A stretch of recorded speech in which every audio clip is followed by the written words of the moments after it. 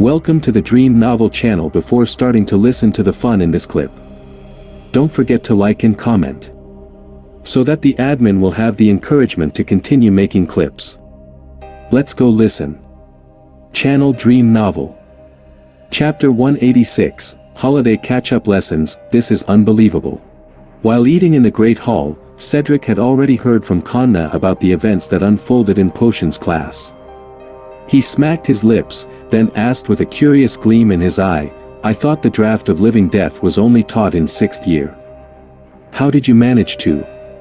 Wait, don't tell me you've already finished all the potions textbooks." Kyle, who was slicing a sausage, looked up and chuckled. "What if I did?" Cedric froze for a moment, then half joked, "Then I'd have to quit Quidditch and spend more time studying. Being friends with a future potions master is a lot of pressure." "Seems like I just saved my life from Harris." Kyle patted his chest dramatically. "If you quit the team because of me, he'd definitely come after me." All right, I was only joking." Under the curious stares of others nearby, Kyle continued, "Let's just call it luck.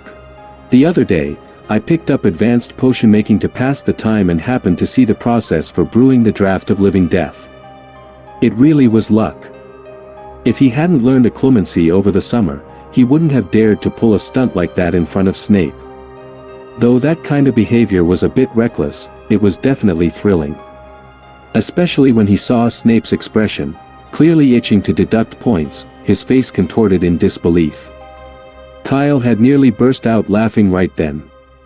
If only he'd managed to snap a picture of Snape's face at that moment. Kyle would have used the finest developing solution to turn it into a ghastly moving portrait and plaster it in every corner of Hogwarts. If he ever got the chance to capture such a moment again, maybe he could enlist Peeves to help. Still, that was pretty incredible. Mikkel, who was seated on the other side of Kyle, sighed. "Professor Snape clearly wrote down the process, but I just couldn't get it." Mikkel had been the unfortunate soul who'd blown up his cauldron. After stirring, the potion had started evaporating rapidly, and in the end, the cauldron exploded, sending out a pool of black, gelatinous substance. In a way, it might have had an even better sleep-inducing effect than the actual draft of living death, except no one would ever dare test it. After dinner, the group returned to the common room and found seats near the fireplace. The blazing fire quickly chased away the chill from outside, and they all leaned back on the sofas, closing their eyes with contentment.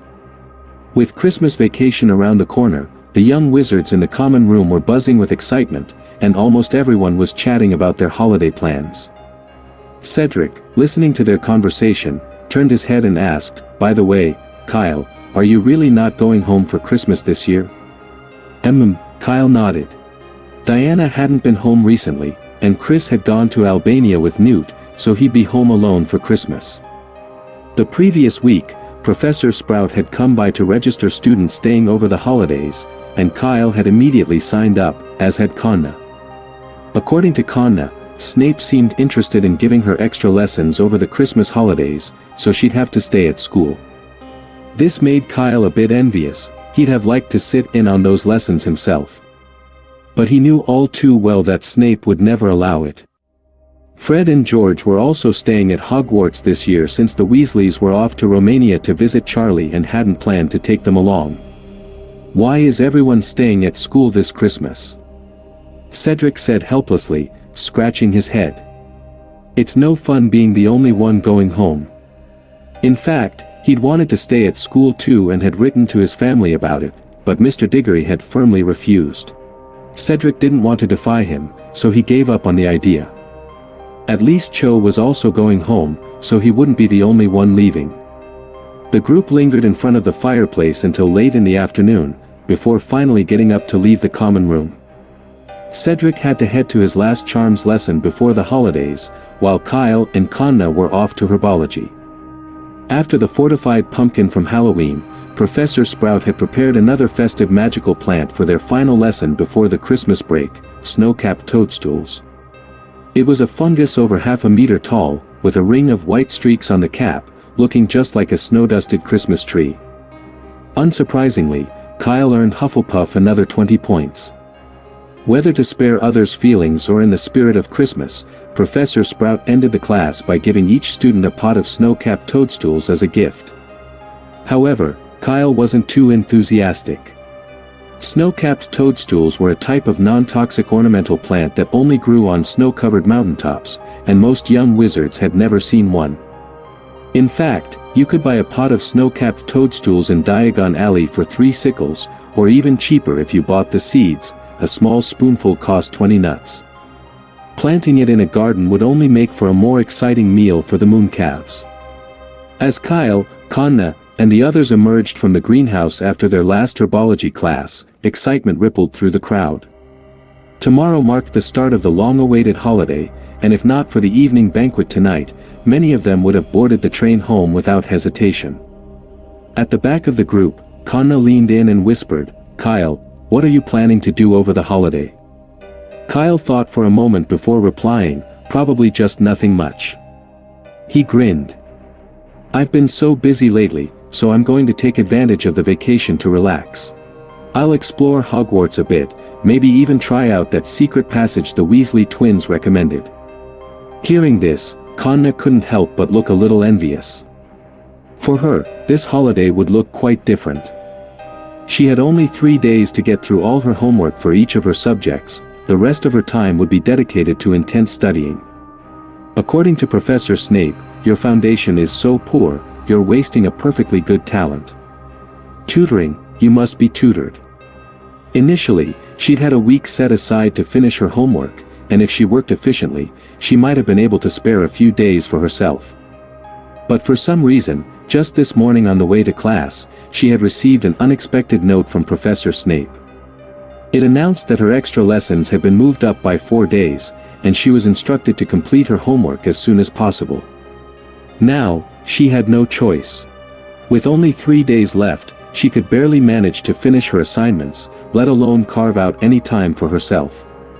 Channel Dream Novel. Chapter 187, After all, he is a Slytherin. Kyle and Kanna were making their way toward the castle when they spotted Hagrid carrying a fir tree through the grounds. "Finished with class?" Hagrid called out with a smile, poking his head out from between the branches. "Go on, have a look in the Great Hall, it's a real treat this year." "No rush," Kyle replied, walking up to examine the tree. "Are there more? We can help carry some in if you'd like." "Thanks, but this one's the last," Hagrid winked at Kyle. "And I didn't forget Christmas this year." "Forget Christmas?" Kanna asked, confused. "How could you forget Christmas? Last year, the hall looked amazing. I saw 12 Christmas trees, just like the one you're holding." "Well, yes, for some reason, that was, a bit of a blunder on my part," Hagrid stammered.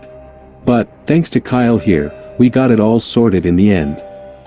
Losing his memory was an embarrassing story that Hagrid preferred to keep under wraps, so he mumbled an excuse and quickly changed the subject. Fortunately, Kanna didn't press him for details. As the 3 of them continued toward the castle, they suddenly stopped when voices called out ahead. It was Harry and Ron. "Hey, Hagrid. Need any help?" Ron asked. "Where are you taking that massive tree?" Harry added. No, I've got it, thanks," Hagrid answered, poking his head out between the branches. But just then, a slow, sneering voice sounded from behind them. "Would you get out of the way, please?" drawled Malfoy. "Earning some pocket money, Weasley? Maybe you fancy yourself as a future gamekeeper at Hogwarts?" Ron's face went red, and he balled his fists, turning toward Malfoy with a look that suggested he was ready to throw a punch. Crabbe and Goyle took a few menacing steps forward, emboldening Malfoy, who seemed to revel in Ron's anger. Just as Malfoy opened his mouth to add more insults. "I think you owe Ron an apology, Draco," said Kyle calmly. "And, by the way, you don't need to drawl out your words like that, it just makes you sound nasty." "Who dares to tell me what to do?" Malfoy snapped, frowning as he looked behind Hagrid in annoyance. He wanted to see who had dared to tell him to apologize to Weasley, and to call him nasty right in front of Harry Potter, no less. Malfoy had actually picked up that particular drawl from Professor Snape himself, so calling him nasty was practically an insult to Snape, too. How dare they? Crabbe, Goyle, give me. But as Malfoy looked at the speaker, his words trailed off, and his tone softened. Give our friend Kyle here some snacks. Malfoy's bravado faded instantly.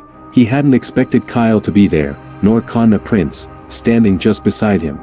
He vividly recalled how, only a week earlier, Marcus from the Slytherin Quidditch team had been whisked away by Professor Snape and given detention on the spot simply for calling Conna, Kyle's little follower, during dinner. The poor boy had spent 3 days scrubbing flobberworm cages in the dungeons. Not wanting to meet a similar fate, Malfoy had discreetly asked around and discovered that Snape had been awarding this Hufflepuff girl extra credit in every potions class. Just for that reason alone, it was worth showing a bit of caution. Next to Malfoy, Crabbe and Goyle, who had rolled up their sleeves at the start of the confrontation, quickly froze at Malfoy's sudden shift. Realizing they wouldn't need to throw any punches, they quickly moved their hands to cover their pockets, as if keeping the snacks safe from Kyle. No more snacks, Draco, Crabbe muttered, looking uncomfortable. Yeah, we're all out, Goyle added, clutching his pockets defensively. You're... Malfoy's expression twisted in anger. He knew that most of the fancy sweets his father sent had already disappeared into Crabbe and Goyle's pockets, and now they dared to claim they were out. And the way they were covering their pockets, did they think he was completely blind? Just hand them over, he said in irritation, or you won't be getting any more next time. With grimaces, Crabbe and Goyle reluctantly pulled out a single candy each, offering them to him with trembling hands. You. Malfoy's face grew even sourer at their stinginess. Stepping up to them, he dug his hands into their pockets and grabbed as many sweets as he could carry, then turned around and dumped them all into Kyle's hands. Crabbe and Goyle stood frozen, as if petrified. Their mouths hung open, and their eyes looked dull and empty. For them, the world had just collapsed the moment Malfoy seized the sweets. Thanks, Draco. Kyle said with a smile, taking the sweets from Crabbe and Goyle as well. And thank you, too, Crabbe, Goyle. Oh, pepper imps. I've been wanting to try one of those. Boo. Crabbe squeaked, nearly fainting on the spot. As for Goyle, he had already passed out by the time Kyle took his last candy. Malfoy ignored his two disheartened cronies, straightening his robes and striding up to Kyle with a polite smile. It's nice to see you here, Kyle. Oh, and Miss Prince, a pleasure to meet you. I'm Draco Malfoy, Slytherin. Hello, Conna said politely, then fell quiet, as she often did with strangers. Actually, Draco, I was just coming to find you, Kyle said, stepping forward and producing a stunning, crystal-clear snake-shaped bracelet that glowed a brilliant green. Here's the item you requested. I went ahead and engraved the Malfoy family crest on it, hope that's alright. I can change it if you don't like it. Like it? Of course I like it. Malfoy's irritation vanished as he caught sight of the bracelet.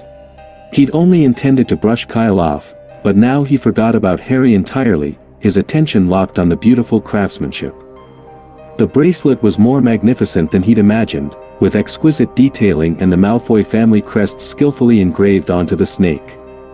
How much extra is it for the crest engraving? I can pay you now. No need, Draco. The 100 galleons you paid earlier covers it, Kyle said with a grin. Consider it a bonus for being a repeat customer. Thank you. This is amazing. Malfoy's eyes sparkled with admiration. Why don't you try it out at the pitch? Kyle suggested with a knowing smile. Ah, yes. Malfoy snapped back to attention, then, without a second thought for Crabbe and Goyle, who were still rooted in place, he dashed off towards the Quidditch pitch, eager to test his new treasure. It wasn't until Malfoy had disappeared from sight that the others seemed to fully register what had just happened. Kyle, you actually get along with Malfoy? Ron asked in disbelief. But, he's a Slytherin. Channel Dream Novel.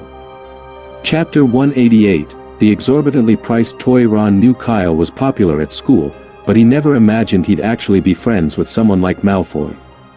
It was a bit hard to stomach. Kyle noticed Ron's look of bewilderment and knew exactly what he was thinking, but he didn't care. Malfoy's feud with Harry and Ron didn't concern him. He was a Hufflepuff, after all. Besides, his mother Diana had graduated from Slytherin. Why should he hate the house? Kyle glanced at Ron and shrugged. What's so strange about it? Salazar Slytherin and Godric Gryffindor were once best friends, just like you and Potter. What, if Potter had been sorted into Slytherin, would you have stopped talking to him? Of course not. Ron said quickly. But, that's different. That's just your opinion, Kyle replied, a slight frown crossing his face. Don't forget, I'm a Hufflepuff, and we get along with every house. Oh, and another thing, half of your new wand was funded by a Slytherin. If that bothers you, I can always write to Mrs. Weasley and ask her to send you Charlie's old wand instead. Ron's mouth twitched. He felt Kyle was wrong, but he couldn't find a way to argue back. Hufflepuffs did indeed get along with everyone. Even Ravenclaw, who'd been given 0 points in the last competition, only stayed distant for a couple of weeks before they made up. And the wand? That was even harder to argue. It was his only new possession this year, and he wasn't about to give it up. Without looking back at Ron, Kyle turned and walked with Conna toward the Hufflepuff common room, calling to Hagrid as he passed, "Hagrid, we'll head back. See you later." "Go on ahead," Hagrid replied with a grin. "Tonight's feast won't disappoint." Then, turning to Harry, he added, "Sorry, but I've got to go too. Professor McGonagall's waiting for me to help set up the last Christmas tree." After Kyle, Conna, and Hagrid left, Ron let out a long sigh. Did I just sound like an idiot?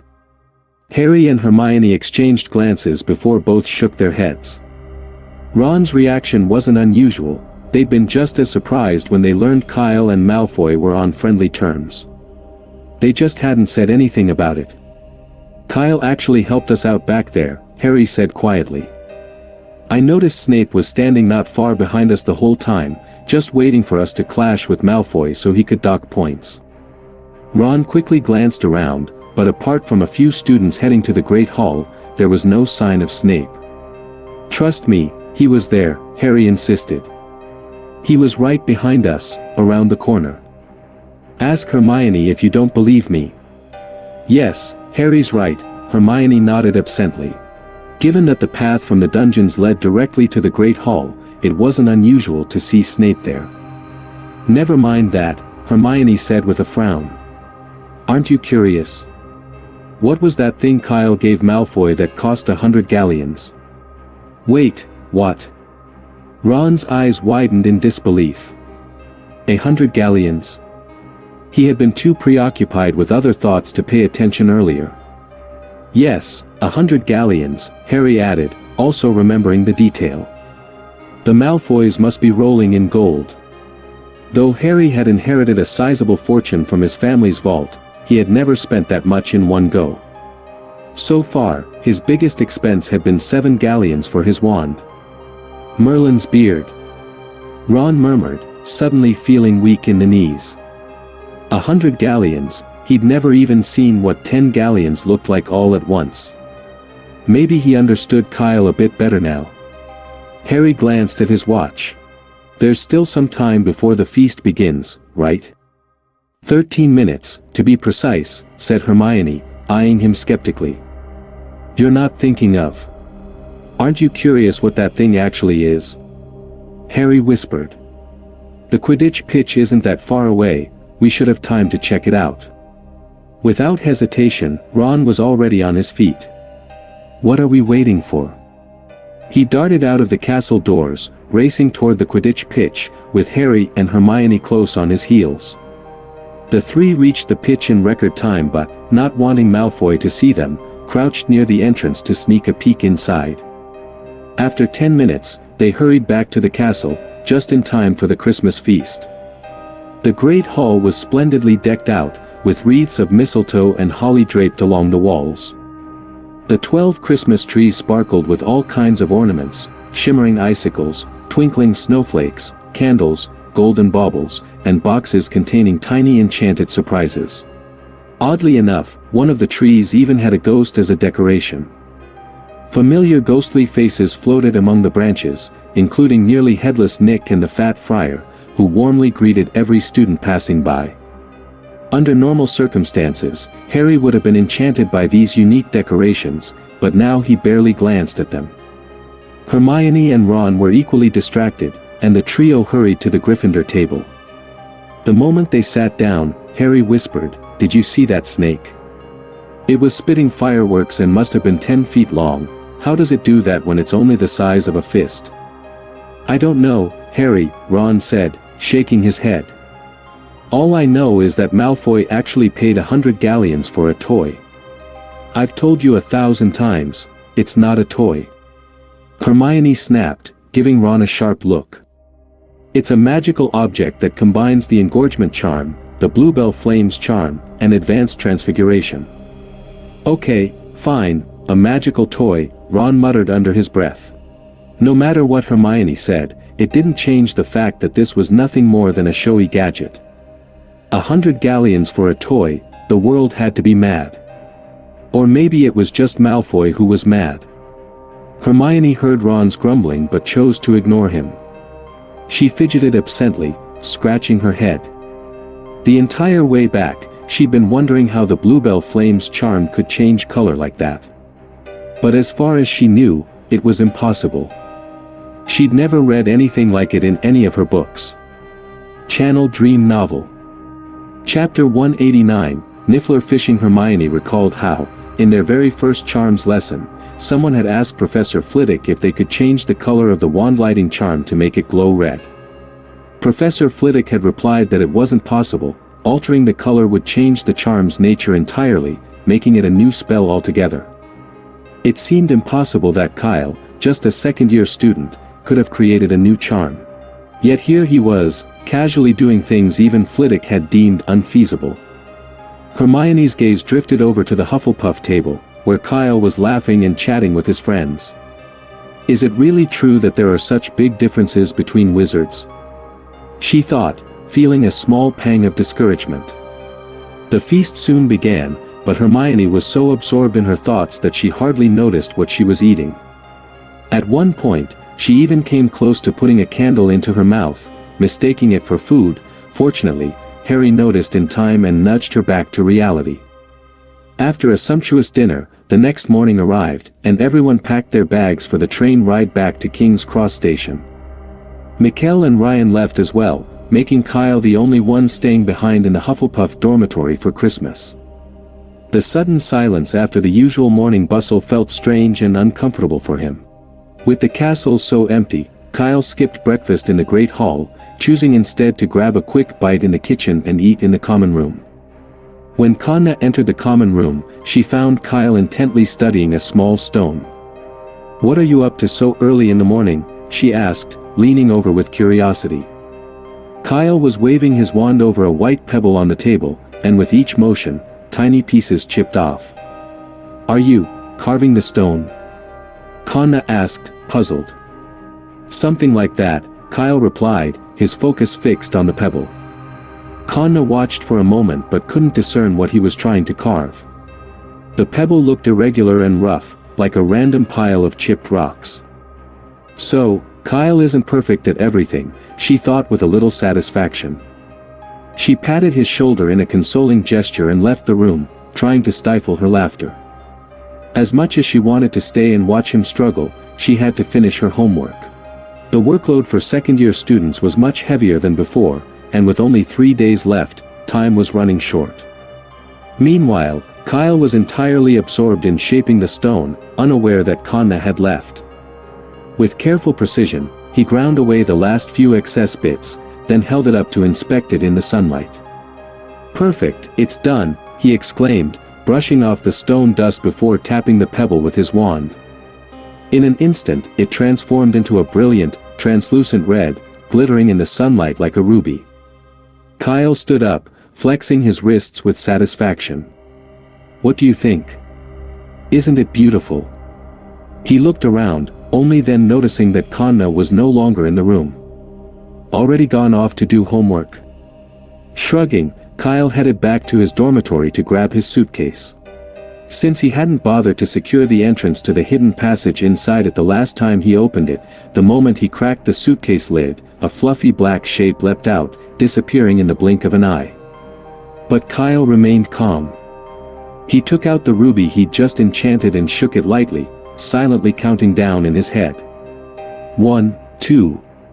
Before he reached 3, Kyle felt his arm grow heavier as a small, fluffy creature perched itself on his arm, its eyes glued to the ruby in his hand. This the Niffler Kyle had brought with him from Newt's. Knowing full well a Niffler's love for shiny things, and its propensity for theft, Kyle had kept it safely locked away to prevent it from raiding Hogwarts. Now, with the castle nearly empty for the holiday, he was finally letting it roam free for a bit.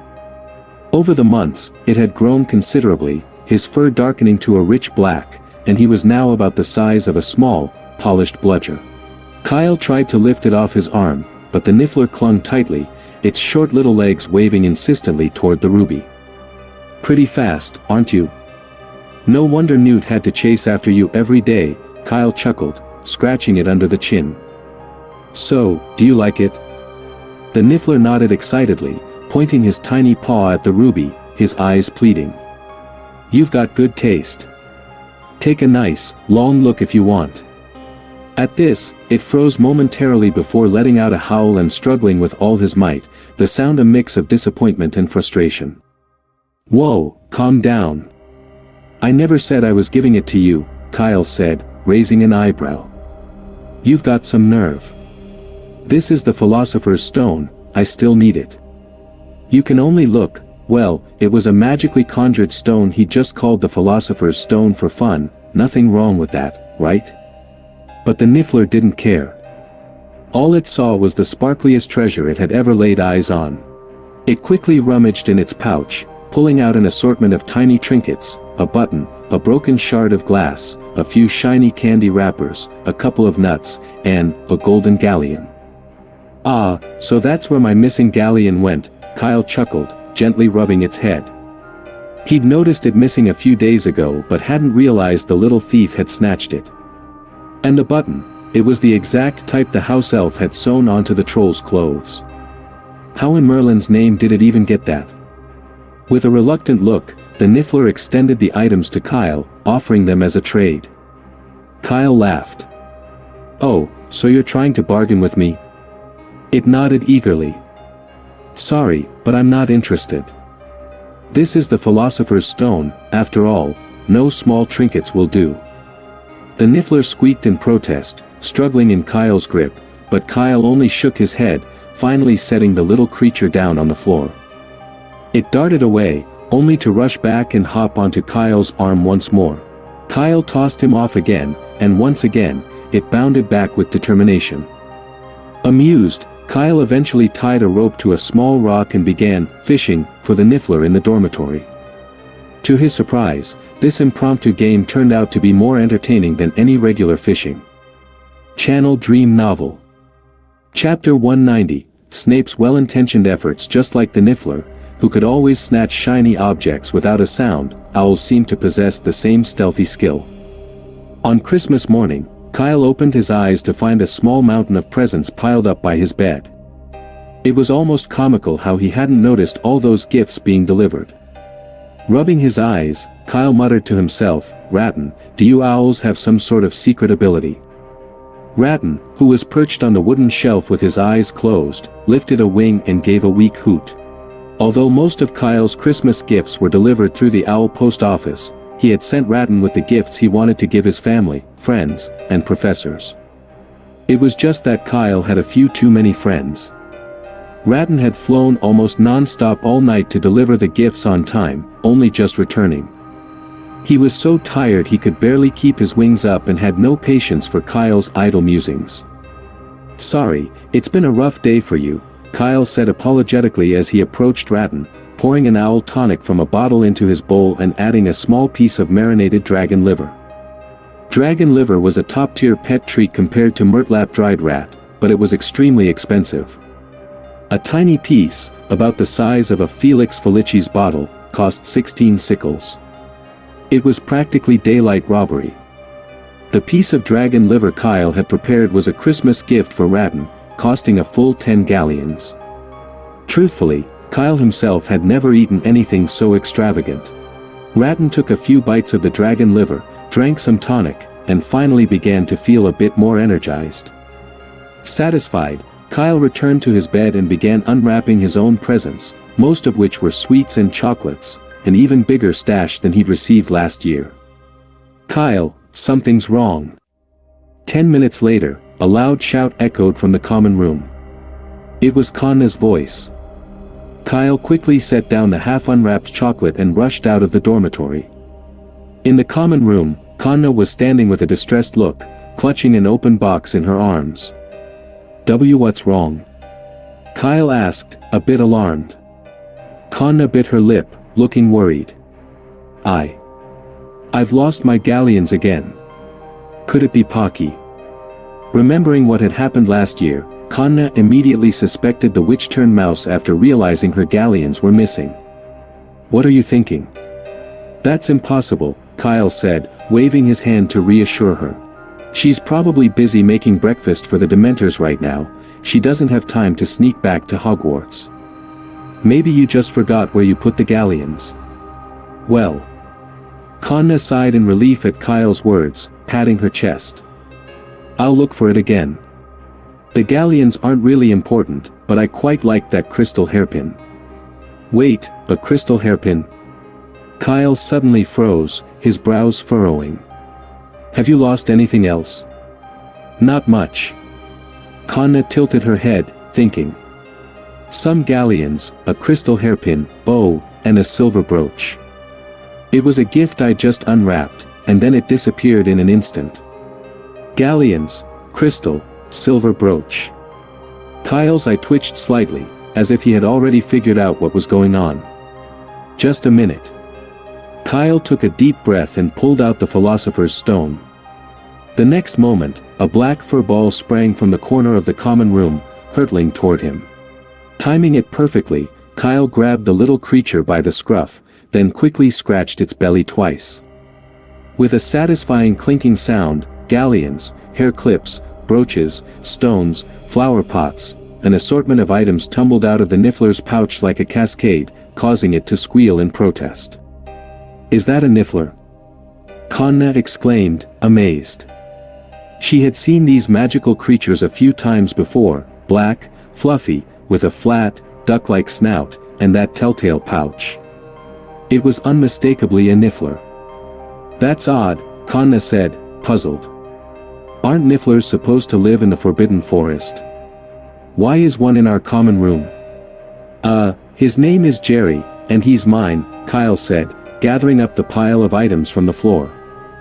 "I guess I wasn't paying attention last night, and he snuck out of the dorm." It was unbelievable. Kyle could have sworn he'd put the little rascal back in his box before going to bed. How had he managed to escape? Maybe the lid hadn't been closed properly.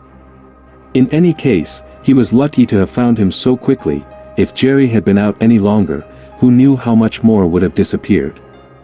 This was the first time Kanna had been up close with a Niffler. She came over, eyes wide, and asked hopefully, "Can I pet him?" "Of course," Kyle said, casually handing Jerry over to Kanna, though he reminded her, "But watch out for anything shiny you're wearing, and be careful he doesn't try to pocket it." Okay, Kanna replied absently, then eagerly began stroking the Niffler's head. The fluffy, soft feel made her eyes close contentedly. Seeing she was happily occupied, Kyle returned to his dorm to finish unwrapping his presents. Notably, aside from candy, he had received more books this year than anything else. The collection was quite varied, ranging from highly technical magical theory texts to detailed guides on Quidditch techniques, and even biographies. One particular book caught his eye, a copy of Niffler's Postnatal Care, which he realized, with a chuckle, was from Newt. Dumbledore's gift, meanwhile, was a pair of hand-knitted wool socks with striking gold and red stripes and Kyle's initials stitched into them. Kyle squinted and, after careful inspection, realized that the stripes were made from foxtail feathers. Socks crafted with the rare, fiery feathers of a phoenix. Kyle wasn't sure what Dumbledore had been thinking. It might have been more practical if they'd been mittens, at least then people could see them. As for the gift he'd chosen for Dumbledore, it was decidedly more practical. 300 Ways to Knit Woolen Socks was an advanced version of last year's book, with 200 additional knitting patterns, enough to keep Dumbledore busy for quite a while. But the biggest surprise was the gift Kyle received from Snape, a piece of moldy parchment. Kyle understood the message loud and clear. Snape was reminding him to focus more in class and to take better notes. After all, if one's mind wasn't filled with knowledge, it would grow as empty and useless as the old parchment. Kyle couldn't help but feel touched by Professor Snape's good intentions. Only a professor as thoughtful as Snape deserved 2 gifts from him this year. Besides the usual bottle of Sleekeazy's hair potion, Kyle had carefully chosen a second present that had topped Wizarding bestseller lists several times. Travels with Trolls. Now the fun in this clip is over. Which listeners haven't liked and commented yet? You can press like and comment to encourage the admin find the fun in the next clip. May the listeners be happy forever.